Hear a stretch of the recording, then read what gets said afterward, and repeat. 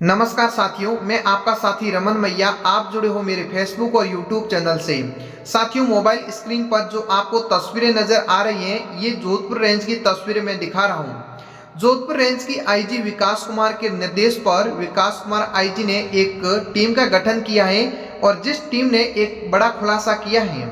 एक आरोपी को गिरफ्तार किया है। आरोपी अवैध मादक पदार्थ का बड़ा तस्कर बताया जाता है और जिस आरोपी का नाम है गोर्धन राम पुत्र डूंगर राम को गिरफ्तार किया है।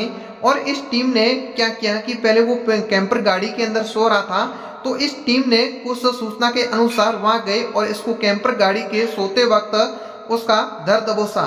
आगे जोधपुर के आईजी विकास कुमार ने मीडिया से रूबरू होकर पूरी क्या जानकारी दी है, आरोपी पर कितने पहले मुकदमे हैं और कहां का रहने वाला है, पूरी जानकारी आप विकास सर के मुंह से सुन लीजिए। आगे क्या कुछ का है। तमाम ऐसी खबरों के लिए आप मेरे फेसबुक और यूट्यूब चैनल से जुड़े रहे। जय हिंद, वंदे मातरम। तो गिरधाराम इसी वर्ष सड़क दुर्घटना में काल कबूलित हुआ। इन दोनों शिष्यों के 4 मुख्य चेले थे, चारों गुरुओं के। पहला स्तंभ था सांवड़ा राम उर्फ सांवड़िया, जिसके खिलाफ जिसपे 50,000 रुपए का इनाम था। पहला आधार स्तंभ, जिसके खिलाफ ऑपरेशन वंशीधर चलाकर पिछले साल उसको हमने गिरफ्तार किया था। दूसरा का प्रयास, पुलिस पर हमला, आर्म्स एक्ट जैसे 10 मुकदमे गोवर्धन के विरुद्ध है। शुरू में ही जब इसने आगजनी से अपने करियर की शुरुआत की, वाहन जलाकर, फिर बाड़मेर कोर्ट के बाहर से एक हत्या के आरोपी को अभिरक्षा से भगा ले गया दुस्साहस के दम पर, और फिर जब लगातार सटीक निशाने के साथ फायरिंग करता दिखा, तो उस जमाने के दोनों धुरंधरों खेड़ताराम और गिरधाराम की इस पर नजर पड़ी और शीघ्र ही यह उनकी आंखों का तारा बन गया। और फिर सिलसिला शुरू हुआ। मध्य प्रदेश राजस्थान की सीमा से डोरा चुरा लाकर राजस्थान और गुजरात तक आपूर्ति करने का निर्बाध सिलसिला, जो दशकों तक चलता रहा।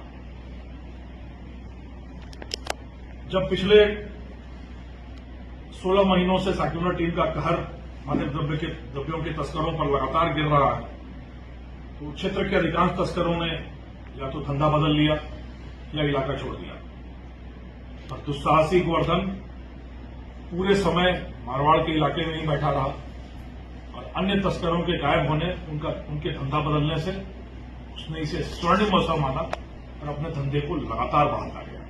कि अब पूरे समय सप्ताह में एक बार ट्रिप लगाने जाता था मध्य प्रदेश राजस्थान की सीमा पर, वहां से माल लेकर आता और शेष समय इसी इलाके में रहता और यहीं बैठो आराम करता।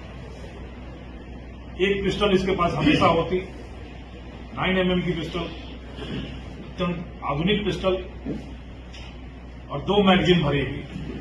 किसी भी खतरे का सामना करने के लिए इसको अपने पिस्टल पर खुद से ज्यादा भरोसा रहा। एक और बड़ा शगुन मानता था गोवर्धन मंगलवार का। हमेशा मध्य प्रदेश राजस्थान की सीमा से माल लेकर यह मंगलवार को ही चलता था और 3 बार फायरिंग के बावजूद कभी भी पकड़ा नहीं गया और मुकदमे भी बहुत कम हो पाए। किसी ज्योतिषी ने इसको यह शगुन बताया और उस शगुन की पालना करता हुआ हमेशा इसने धंधा मंगलवार को ही किया। यहां तक कि घर परिवार की सारी शादियां, समारोह, कोई भी अनुष्ठान हो तो मंगलवार को ही कराता था और बड़े दम्भ के साथ कहता था कि मंगलवार को आप फंक्शन करो, मैं हर समारोह में आऊंगा, मंगलवार को कोई भी दुश्मन मेरा बाल बांका नहीं कर सकता। और काफी हद तक यह चरितार्थ हुई कि यह मंगलवार को हमेशा सुरक्षित रहा। उदाहरण के तौर पर जब इसको पकड़ा गया, जो सुराग था हमारी टीम के पास, यह इलाका नहीं छोड़ता और अपने सगे संबंधियों के हर समारोह में उपस्थित होता है। 2 बार हम इन समारोहों में गए, मंगलवार को ही दोनों समारोह थे और दोनों बार ही ये बच निकलने में कामयाब हो गया। पहली बार जब हमारी टीम पहुंची तो कुछ मिनट पहले वहां से रवाना हो गया था और दूसरी बार जब टीम ने दबिश दी वहां पर, तो वह उस घर में न होकर वहां से थोड़ी दूरी पर अपनी कैंपर गाड़ी में बिस्तर लगाकर सोया था। पुलिस की दबिश देते ही वो वहां से बच निकलने में कामयाब हो गया। 2 असफलताएं हम लोगों को जरूर मिली, पर उन असफलताओं से सबक भी मिला कि इसकी पूरी कार्यप्रणाली, तौर तरीके हमारी टीम की समझ में आ गए और अवसर आया। लगातार ताक में लगे रहे हम लोग, लंबी जद्दोजहद चली, पर अवसर मिला जब इसके पिता की धर्म बहन की बेटे की शादी का अवसर था। एक गरीब परिवार, उनके घर की शादी की सारी व्यवस्थाएं ही गोवर्धन ने ही कराई थी, सारा जिम्मा इसी पर था। यह समझ में आ गया कि इस समारोह में यह जरूर आएगा, शादी में जरूर जाएगा। हर बार की तरह इस बार भी 3 जून 2025 मंगलवार को ही यह शादी रखी गई मोतीपुरा फलसुंड में। सेक्युलर टीम के 2 लड़के उस आयोजित होने वाले समारोह में कैटरर के साथ सहयोगी बने रहे और पूरी टाइम वहां निगाह रखी।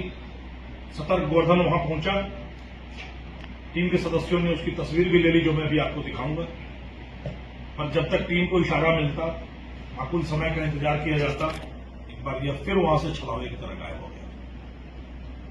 पर इसके तौर तरीके मालूम थे, टीम ने धैर्य रखा और अगले दिन पहले फेरे की जो रस्म होती है, उस रस्म में भी यह उम्मीद जताई गई, यह संभावना जताई गई कि एक बार फिर आएगा।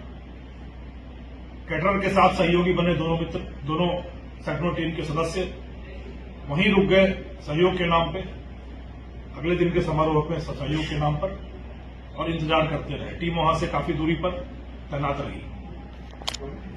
आखिरकार समारोह का समय आया, बट इस बार सतर्क गोवर्धन ने अपनी स्कॉर्पियो गाड़ी से तो अपने भाइयों को भेजा और पीछे से अपने साले के कैंपर में आया।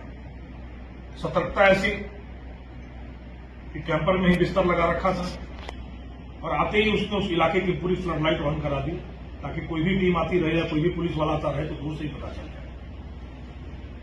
कैटरर बनने दोनों सदस्यों ने कैंपर देख लिया, उसमें गद्दे लगे देख लिए, बिछावा लगा देख लिया, तो यह तो आश्वस्त हो गए कि वह आज यहीं रुकेगा। मौके का इंतजार किया गया, देर रात तक जश्न चलता रहा, फ्लड लाइट जलती रही, टीम इंतजार करती रही।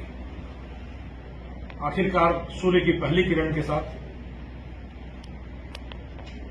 दुनिया के लिए सवेरा हुआ और गोवर्धन की रात हो गई। 2 तरीके से रात हुई, एक तो वह सोने गया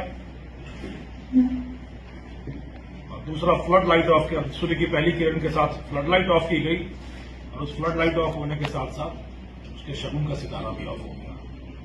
फ्लड लाइट ऑफ होते ही करीब 1 किलोमीटर दौड़कर दूर से सेक्युलर टीम पैदल गई, क्योंकि वाहन आते ही पता चलता, और वहां कैटरर बने सदस्यों ने ऑलरेडी कैंपर देख रखा था। सीधा उस कैंपर पे हमला किया गया और दुस्साहसी गोवर्धन ने नींद खुलते ही पिस्टल उठाकर फायर करने का प्रयास किया, जो मैं भी आपको दिखाऊंगा। और टीम सतर्क थी,